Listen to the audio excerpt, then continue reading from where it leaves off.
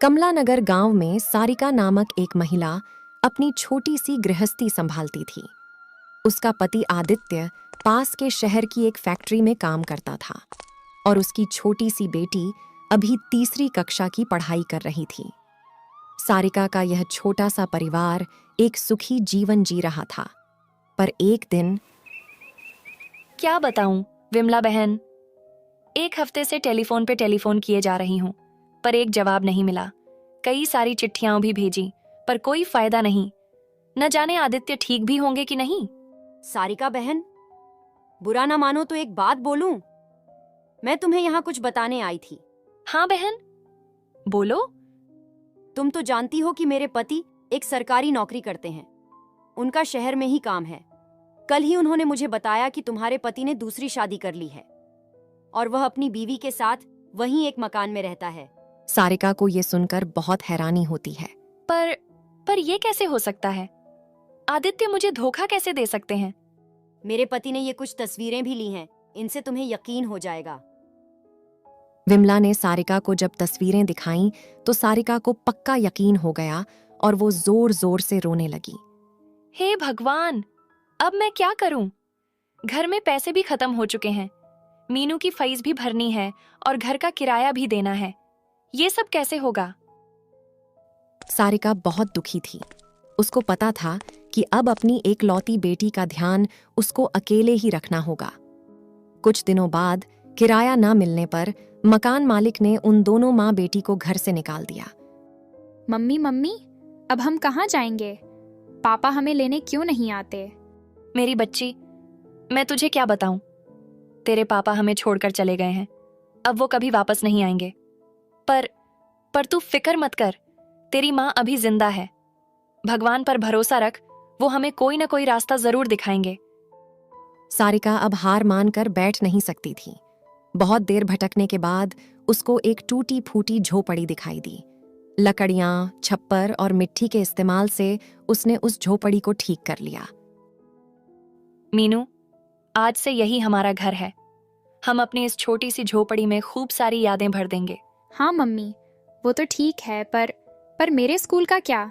Madam तो मुझे बिना फीस के अंदर भी नहीं घुसने देंगी। तू फिक्र मत कर, आज की रात काट लेते हैं।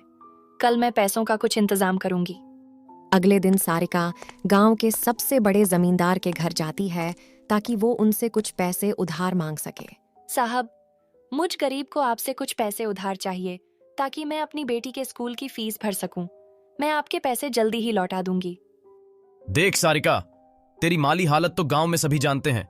पैसे तो मैं तुझे दे दूं, पर तू भी अपने उस पति की तरह भगोड़ी निकली तो मेरे पैसे लेकर वापस ही नहीं आई तो? साहब, मैं ऐसा क्यों करूंगी? मेरी छोटी सी बेटी है, मुझे उसका पालन पोषण करना है। हमारे पास कुछ खाने तक को नहीं है। भगवान के लिए हमारी सहायता कीजिए। नहीं, मैं तुझे अपने कीमती पैसे यूं ही नहीं दे सकता। और वैसे भी तुम गरीबों की औकात नहीं कि तुम जैसे लोग अपने बच्चों को स्कूल में पढ़ाओ। नाम कटवा दें उसका स्कूल से और झाड़ू पोछे की नौकरी करना शुरू कर दो तुम माँ बेटी। साहब, मेरी बेटी बहुत छोटी है, मैं उससे काम नहीं करवाऊंगी। हाँ, पर मैं काम जरूर कर सकती हूँ। पैसे ना सही, आप मुझे काम ही दे दीजिए। अच्छा ठीक है, कल से आ जाना। सारिका कुछ नहीं कर सकती थी। उसने अपनी बेटी का स्कूल से नाम कटवा दिया और वो अब जमींदार के घर साफ सफाई का काम करती थी, जिससे उसे ज्यादा नहीं पर अपना और मीनू का पेट भरने जितनी कमाई तो हो ही जाती थी। ऐसे ही कुछ दिन बीत गए। एक सुबह, अरे ओ सारिका, तेरी इतनी हिम्मत! तूने मेरे सोने के कंगन चुराए। बता कहाँ छुपा के रखे हैं? जल्दी बता दे बेशरम। कांता जमींदार की पत्नी थी। वो एक चालाक लोमड़ी थी जो हर समय लोगों का फायदा उठाने के बारे में सोचती थी, और जब उसको किसी से पीछा छुड़ाना होता था तो उस पर गलत इल्जाम लगा दिया करती थी। मेम साहब, मैंने कोई कंगन नहीं चुराए। मैं सच कह रही हूँ। एक नंबर की झूठी है तू सारिका, फिर से झूठ बोलती है। रुक, अभी बताती हूँ। कांता सारिका को बेलन से मारने लगती है।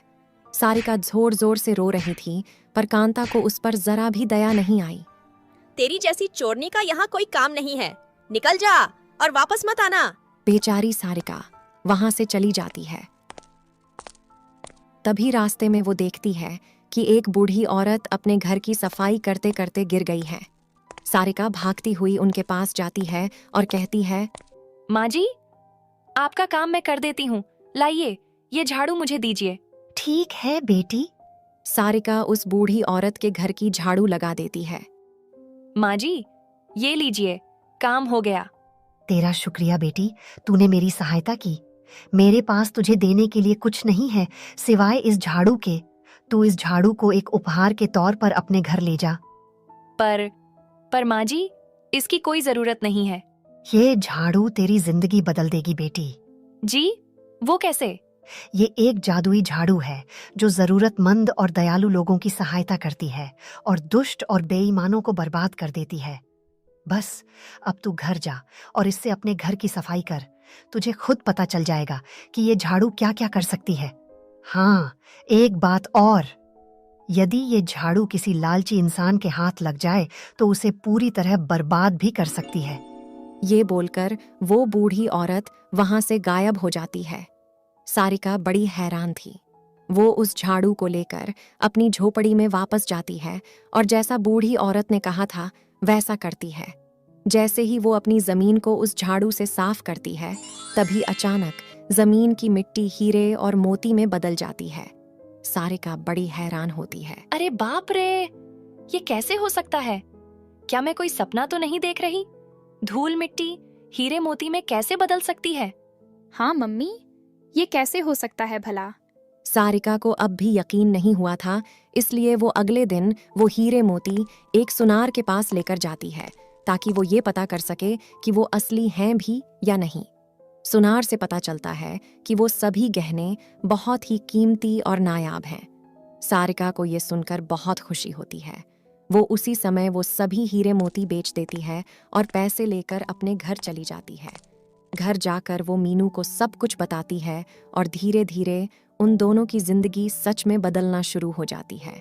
सारिका रोज उस झाड़ू का इस्तेमाल करके अपने घर की सफाई करती है और शाम को किसी दूसरे गांव के सुनार को वो हीरे मोती बेच आती ताकि अपने गांव के सुनार को उस पर शक ना हो। इस तरह उसने अपनी बेटी का एक बहुत अच्छे स्कूल में एडमिशन भी करा दिया और अपने रहने के लिए एक पक्का मकान भी खरीद लिया। उसके अब कई नौकर चाकर थे और जादुई झाड़ू की मदद से वो अब पूरे गांव में जमींदार से भी ज्यादा अमीर हो गई थी। एक दिन, सुनो जी, मुझे खबर मिली है कि वो सारिका हमसे भी ज्यादा अमीर हो गई है। कल जो हमारे घर झाड़ू पोछे का काम करती थी, आज हमसे ज्यादा नौकर चाकर हैं उसके। हाँ, कोई तो गड़बड़ जरूर है, हमें पता लगाना ही होगा। उस रात जमींदार और उसकी बीवी कांता सारिका के घर की जासूसी करते हैं। वो उसको उस झाड़ू का इस्तेमाल करते हुए देख लेते हैं और मन ही मन बहुत खुश होते हैं क्योंकि वो दोनों अब उस झाड़ू को चुराकर अपने फायदे के लिए उसका इस्तेमाल करने वाले थे। सुनो, हम उस झाड़ू को चुरा कर ही रहेंगे और इस पूरे गांव में क्या, इस पूरी दुनिया में सबसे अमीर इंसान बन जाएंगे। पर वो कैसे? जब ये झाड़ू धूल मिट्टी को सोना चांदी हीरे जवाहरात बना सकती है, तो ये हमारे सोने और चांदी को तो और ज्यादा कीमती और नायाब बना देगी।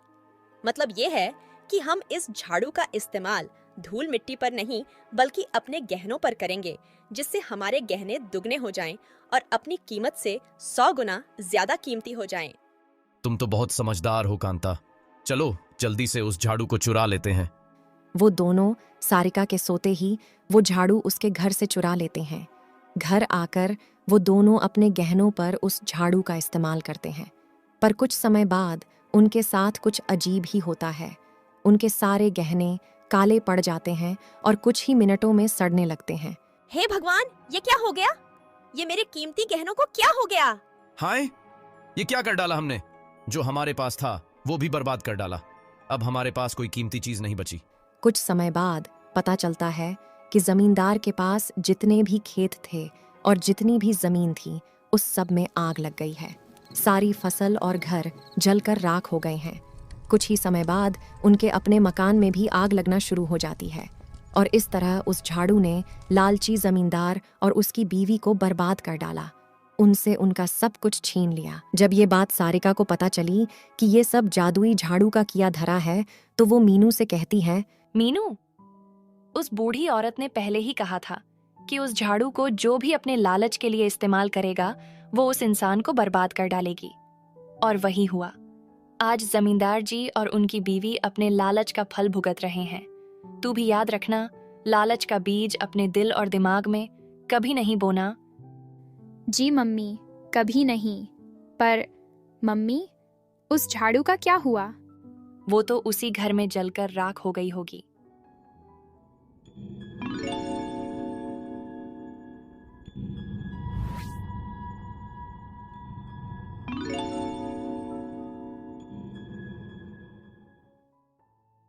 अगर आपको हमारी वीडियो पसंद आई तो वीडियो को लाइक करें और ऐसी और वीडियोस देखने के लिए चैनल को सब्सक्राइब करें।